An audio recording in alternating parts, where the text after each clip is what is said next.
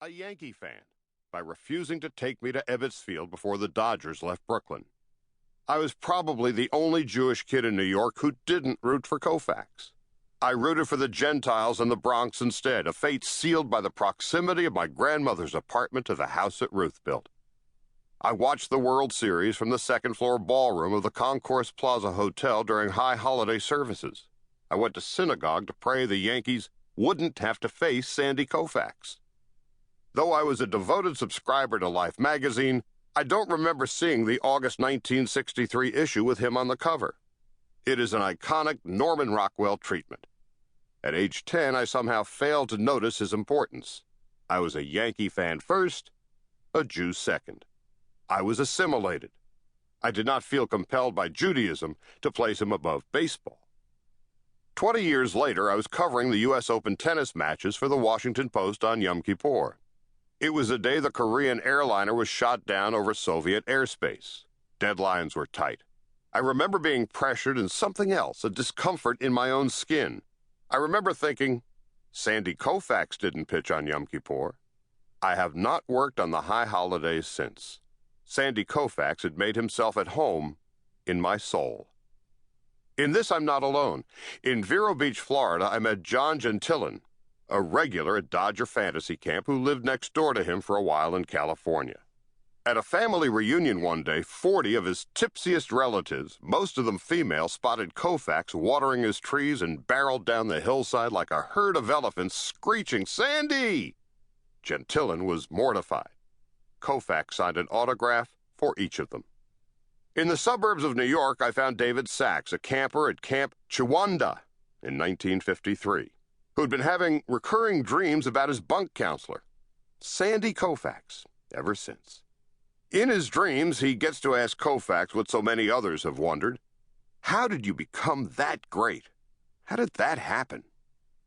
In Manhattan, I met a woman named Charley at the 72nd anniversary gala of the Jewish Community House of Bensonhurst, where Koufax played on the 1951 National Jewish Welfare Board Championship basketball team.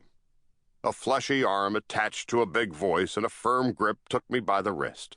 You would like maybe to create a Jewish memory? I assured her I had plenty. So why are you here? Charley said.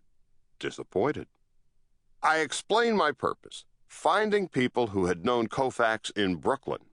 In an instant, she was dragging me across the ballroom, dodging vats of kosher dill pickles and mounds of chopped liver, bellowing at the top of her considerable lungs, "Anybody here know Sandy?" Everything stopped. Mel Goldfader, the event chair, stepped forward. While he couldn't claim to know Koufax, they had spoken when Koufax telephoned his regrets. Goldfader still hadn't gotten over it. He called me sir. I have met Koufax collectors and Koufax completionists. In Washington, I was introduced to Michael Levitt, whose youthful devotion to Koufax led to an adult passion for collecting the baseball card of every Jewish major leaguer. He has 128 of the 148 he covets. In Philadelphia, I discovered Phil Paul, whose ambition is to acquire a ticket stub from each of Koufax's 165 victories. So far, he's got 107, including all 4 no-hitters, the World Series games, the record strikeout performances, and 2 one-hitters. Stubs cost him anywhere from $20 to $40. A full ticket is double the price.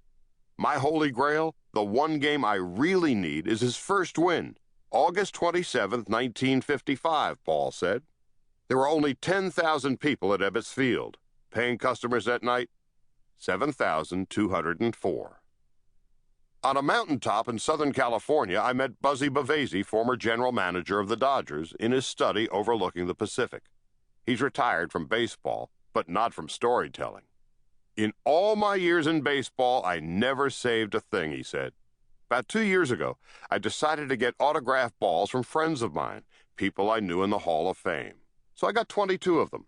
Among them, Ted Williams, Joe DiMaggio, Stan Musial, Willie Mays, and Hank Aaron.